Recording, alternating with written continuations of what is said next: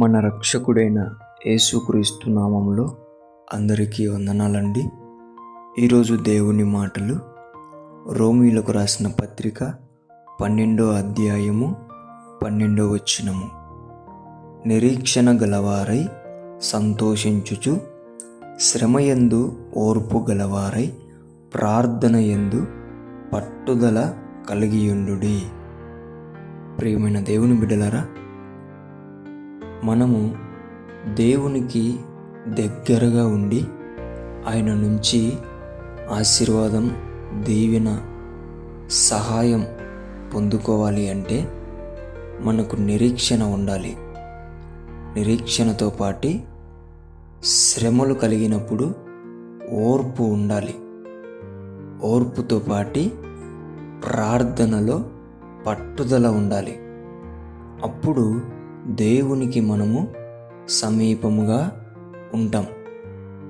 సమీపముగా ఉండి దేవుని నుంచి దీవెన, ఆశీర్వాదం, సహాయములు పొందుకోగలుగుతాం. దేవుని బిడ్డలారా, నిరీక్షణ లేకున్నా, ఓర్పు లేకున్నా, పట్టుదల లేకపోయినా మనము దేవునికి దగ్గర అవ్వలేము. దేవుని నుంచి ఏ సహాయం పొందుకోలేము. కాబట్టి దేవుని బిడ్డలారా, జాగ్రత్తగా నిరీక్షణ, ఓర్పు, ప్రార్థనలో పట్టుదల కలిగి ఉండడానికి ఇష్టపడి ప్రయాసపడండి. దేవుడు మీకు అనేక దీవెన, ఆశీర్వాదం, సహాయములు పంపించునుగాక. దేవుడు ఈ మాటలను దీవించునుగాక. ప్రార్థిద్దాం. యేసయ్యా, మీకు వందనాలు, స్తోత్రాలు నాయన.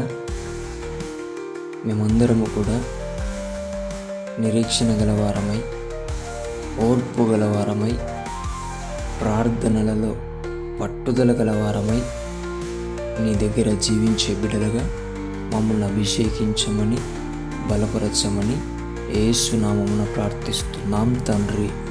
ఆమేన్.